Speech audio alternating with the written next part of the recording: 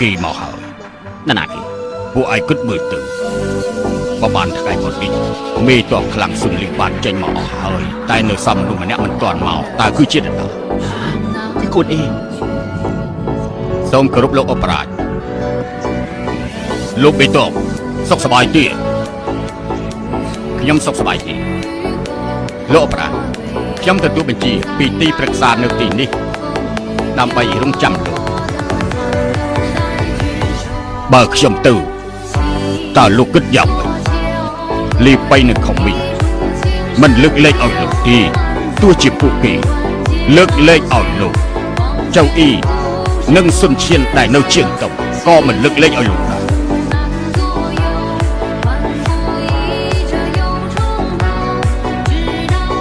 លោកកុំគិតច្រើន